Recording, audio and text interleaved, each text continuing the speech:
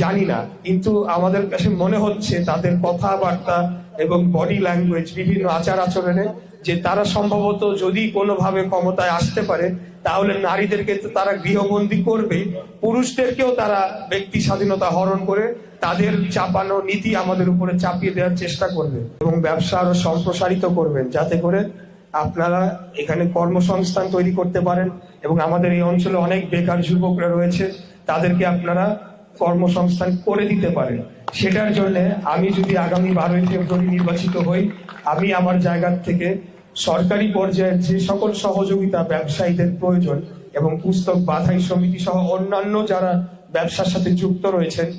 নাগরপুরবাসী সহ অন্যান্য সকল এখানকার ব্যবসায়ী, তাদের সবার জন্য আমি ওই ফ্যাসিলিটেশনের কাজটা করতে চাই, সেই সহায়তাটা দিতে চাই সরকারিভাবে, যাতে ব্যবসাটা আপনারা সম্প্রসারিত করেন, অর্থনীতিকে চাঙ্গা করেন। আমাদের এই অঞ্চল দীর্ঘদিন যাবৎ অবহেলিত একটা অঞ্চল। এখানে নানানবিধ সমস্যা রয়েছে, এখানে অবকাঠামোর সমস্যা রয়েছে, এখানে অন্যান্য যে ধরনের যেমন গ্যাস, বিদ্যুৎ সহ বিভিন্ন যে নাগরিক সেবার প্রয়োজন হয় সেখানে থাকতে হলে বা ব্যবসা করতে হলে, সেগুলোরও অপ্রতুল, যতটুকু প্রয়োজন সে ততটুকু নেই। তো আমরা এই বিষয়গুলো নিয়ে কাজ করছি এবং পাশাপাশি আমাদের এই অঞ্চলে যানজটের সমস্যা রয়েছে, দূষণের সমস্যা, আইন শৃঙ্খলা পরিস্থিতি যেভাবে উন্নত হওয়ার কথা ছিল সেইভাবে আমরা এখনো করতে পারি নাই। তো এই বিষয়গুলোকে আমরা অগ্রাধিকার দিব এবং নারীদের ক্ষেত্রে অবশ্যই আমাদের প্রত্যেকটি ক্ষেত্রে নারীদেরকে অগ্রাধিকার দেওয়া হয়েছে এবং যথার্থই, কারণ আমাদের বাংলাদেশে মোট 52% রয়েছে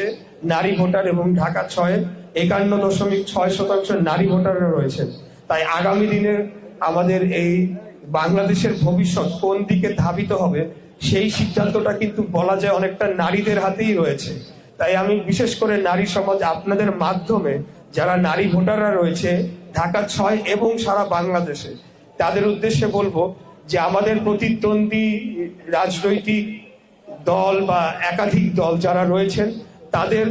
নারীদের ব্যাপারে সুস্পষ্ট কোনো আমরা নীতিমালা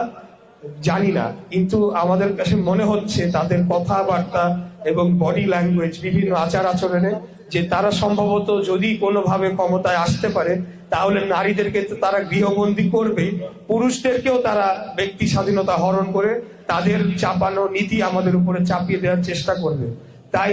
আজকে সময় এসেছে, 71-এর মহান মুক্তিযুদ্ধের মাধ্যমে বাংলাদেশটাকে স্বাধীন করা হয়েছিল একটা স্বাধীন সার্বভৌম গণতান্ত্রিক রাষ্ট্র হিসাবে, যেই রাষ্ট্রে সকল শ্রেণী পেশার মানুষ এবং নারী পুরুষ নির্বিশেষে সকল ধর্মের মানুষ পাশাপাশি সমান অধিকার নিয়ে বসবাস করবে। খুব সম্ভবত সেই আমাদের যে আদর্শ সেটাকে আমরা ধরে রাখতে পারবো না, যদি সেটাকে আমরা প্রতিষ্ঠা করতে পারবো না, যদি আমাদের যারা প্রতিদ্বন্দ্বী রাজনৈতিক দল তারা কোনোভাবে বাংলাদেশের রাষ্ট্র ক্ষমতায় যায়, তাহলে এখনই তাদের যে ধরনের আগ্রাসীমূলক কথাবার্তা আমরা শুনতে পাচ্ছি সেটা আসলে আমাদের শঙ্কিত করে তোলে।